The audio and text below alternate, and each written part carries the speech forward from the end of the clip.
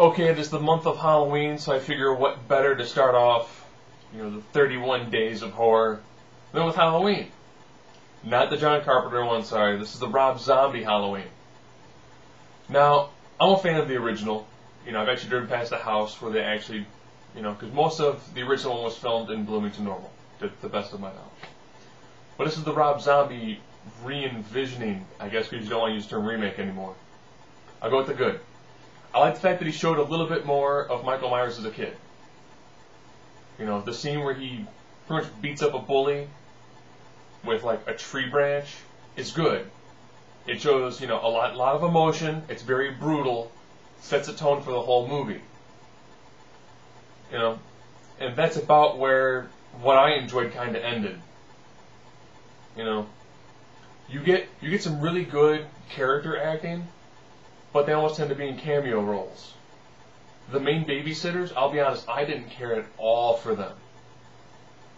And you go from, a really small, kind of demure blonde-haired kid to Tyler Mane, the guy who was Sabretooth in X-Men. He's your Michael Myers. The violence in this movie is over the top. I mean, in the original, things were done in a lot more where you're not going to see a lot, and it was more, here's some tension, here's some suspense. This one, very low on tension, very low on suspense, very high on gore. But that actually is, the way horror movies are tending to go to nowadays. So, if you don't know the plot actually is fairly simple.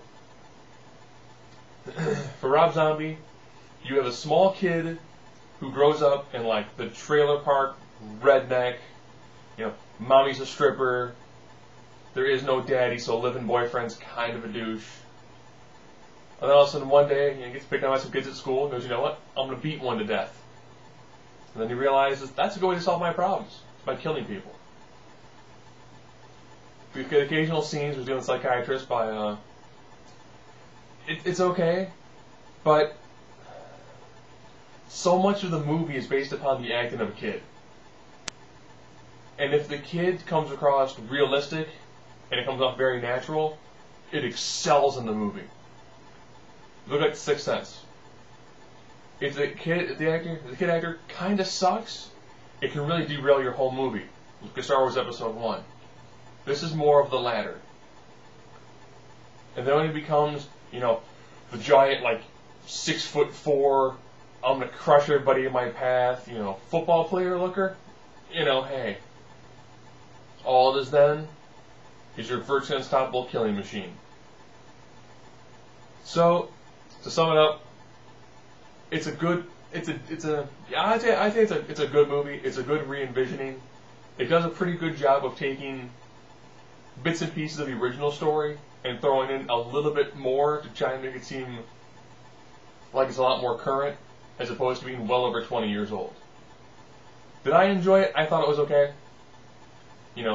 As it comes from a horror movie, it's actually not that bad, because there's a lot of ones that are a lot more worse.